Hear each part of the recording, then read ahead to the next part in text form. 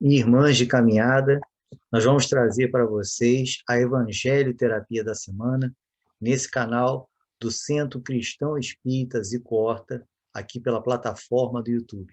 Agradecendo a vocês que vêm buscando suprir, as carências, que vêm buscando diminuir a distância por conta do processo da pandemia, visitando o nosso canal e acompanhando as atividades que nós nos propusemos a trazer a vocês aqui durante esse período. Então, possamos agora trazer e efetuar a Evangelho Terapia da Semana, rogando ao Mestre amado e aos amigos da espiritualidade que nos conduzam os passos, para que possamos aproveitar cada instante de nossa vida no nosso processo de reformulação e de crescimento espiritual. Que assim seja. Abrimos o Evangelho segundo o Espiritismo no seu capítulo 14, que tem como título Honrai a vosso pai e a vossa mãe. E nós vamos ler aqui um pequeno trecho do item 7. O item 7 aborda o tema Quem é minha mãe e quem são meus irmãos? O item 7 está dentro desse tema. E nós vamos ler aqui um trecho do item 7 que diz o seguinte: Causa admiração e com fundamento que neste passo mostrasse Jesus tanta indiferença para com seus parentes e, de certo modo, renegasse sua mãe. Pelo que concerne a seus irmãos, sabe-se que não o estimavam. Espíritos pouco adiantados não lhe compreendiam a missão. Tinham por excêntrico o seu proceder e os seus ensinamentos não os tocavam, tanto que nenhum deles o seguiu como discípulo. Dir-se-ia mesmo que partilhava até certo ponto das prevenções de seus inimigos. O que é fato, em suma, é que o acolhiam mais como um estranho do que como irmão, quando aparecia a família. São João diz positivamente que eles não lhe davam crédito. Quanto à sua mãe, ninguém ousaria contestar a ternura que lhe dedicava. Deve-se, entretanto, convir igualmente em que também ela não fazia ideia muito exata da missão do filho, pois não se vê que ele tenha nunca seguido os ensinos, nem dado testemunho dele como fez João Batista. O que nela predominava era a solicitude maternal. Supor que ele haja renegado sua mãe fora desconhecer-lhe o caráter. Semelhante ideia não poderia encontrar guarida naquele que disse: honrai a vosso pai e a vossa mãe. Necessário, pois, se faz procurar outro sentido para as suas palavras, quase sempre envoltas no véu da forma alegórica. Então, nós vamos aqui fazer a análise desse trecho do capítulo, do item 7, E é muito interessante. Vamos começar aqui pelo finalzinho. Obviamente, como o próprio Kardec coloca aqui, não podemos contestar o carinho que Maria tinha por Jesus e, reciprocamente, o carinho que Jesus tinha por Maria. Mas era um carinho, por parte dela, com embasamento maternal. Nós temos que entender aqui que Maria, espírito de alta escola, estava, assim como qualquer um de nós, em processo encarnatório. Por conta disso, com o esquecimento, o véu do esquecimento do passado, a encobrir-lhe temporariamente, momentaneamente, o entendimento da vida anterior que ela trazia. Maria era um espírito que foi selecionado para ser a mãe de Jesus ainda no plano espiritual. Um espírito atuante, inclusive, no processo de preparação do planeta para, quando Jesus viesse no momento oportuno, executar a sua missão. Só que ela estava com o véu do esquecimento da encarnação e ela sentia no seu íntimo a diferença do seu filho, mas falava alto ali o lado maternal, a preocupação maternal. Então, temos que entender isso e entender que Maria, se não efetivamente acompanhava Jesus na posição de mãe, de certa forma ficava na retaguarda, dando o sustentáculo necessário, uma preocupação até compreensível materna, frente às dificuldades que ela percebia que ele enfrentava. Com relação, como fala acima, dos irmãos dele, como o próprio Kardec coloca, não se tem notícia que alguns dele tenha o acompanhado, nós vamos entender que Jesus tinha uma família consanguínea, mas essa não compartilhava das suas ideias e ideais. Então, nós vamos buscar trazer, né, para a nossa vivência o que fala aqui, né? Qual é a proposta trazida aqui? Como Jesus mesmo fala, né? Quem é minha mãe, quem são meus irmãos, que é exatamente o título, né, o tema abordado a partir da questão 5, que tem a passagem evangélica que Jesus levanta, né? Quem é minha mãe, quem são meus irmãos? Pois estes que aqui estão são minha mãe e meus irmãos. Ele não queria, de forma alguma ali, renegar os laços consanguíneos, mas ele queria demonstrar que existem laços muito maiores que são criados acima da consanguinidade.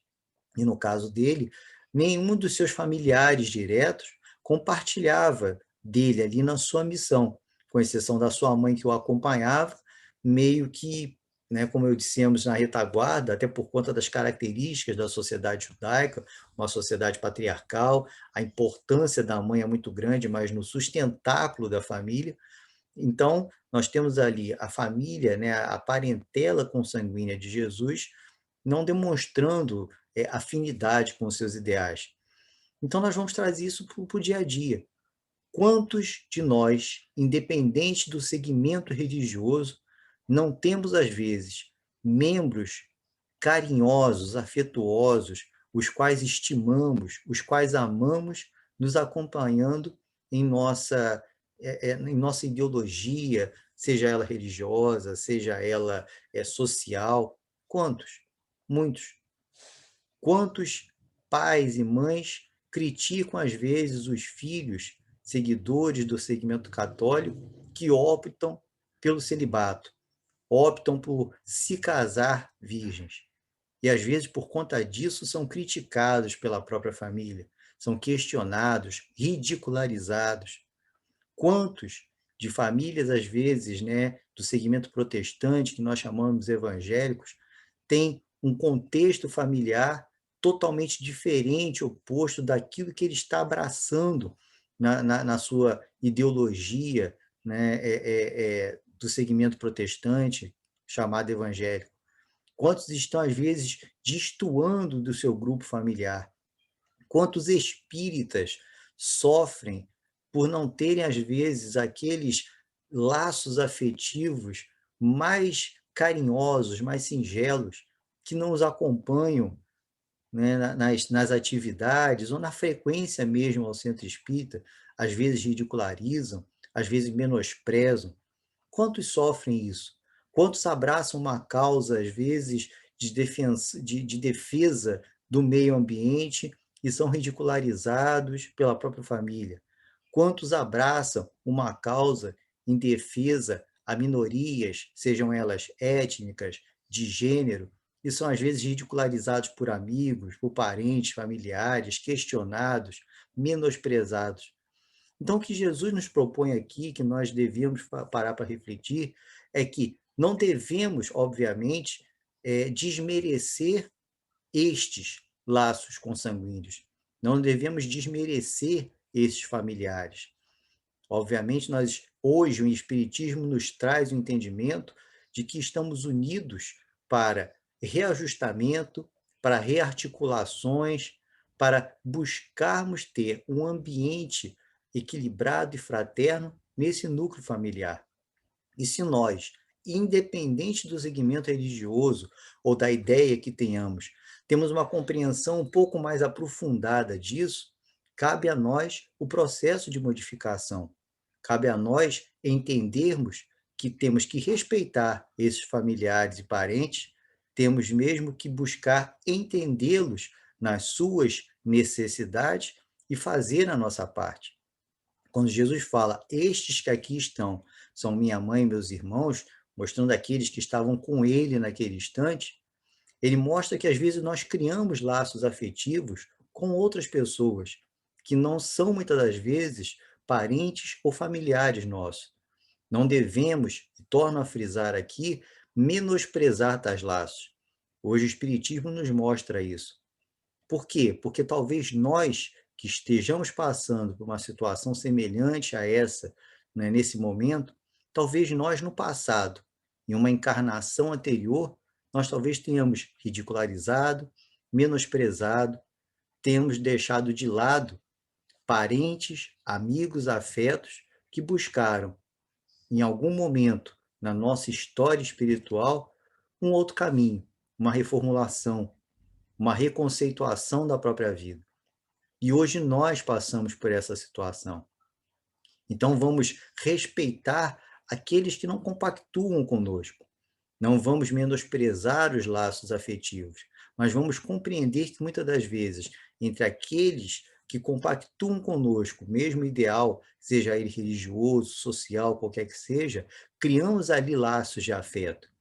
E esse é o grande objetivo do espírito, criar laços afetivos que se sobreponham aos laços da consanguinidade. Essa é a proposta de Jesus em todo esse capítulo, né, na abordagem trazida por Kardec nesse capítulo e nas colocações feitas por Jesus relacionadas a esse tema. Ele não quer que menosprezemos os laços consanguíneos, mas quer que entendamos que nós estamos criando laços afetivos espirituais que se sobrepõem aos consanguíneos. E muitas das vezes acabamos criando esses laços com aqueles que estão ali conosco no mesmo ideal, numa mesma caminhada. Não vamos menosprezar os parentes familiares que, porventura, não pensem como nós. Respeitemos-los, mas vamos continuar perseverando na nossa mudança, na nossa transformação. Talvez, como eu disse, nós tenhamos ridicularizado outros no passado que estavam ligados a nós. Espíritos que hoje talvez tenham se adiantado na caminhada. Hoje é o nosso momento de testemunho. Hoje é o nosso momento de prova. Então, olhemos com carinho aqueles que não pensam como nós, que não compactuam com nossas ideias, mesmo que estejam conosco, debaixo do mesmo teto.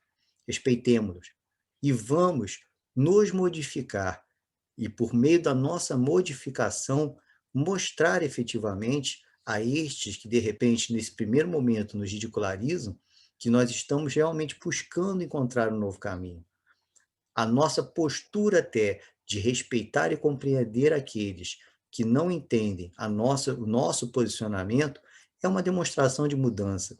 Não vamos entrar em embate, em conflito, não vamos tentar converter ou perverter o outro aquilo que nós acreditamos que seja correto.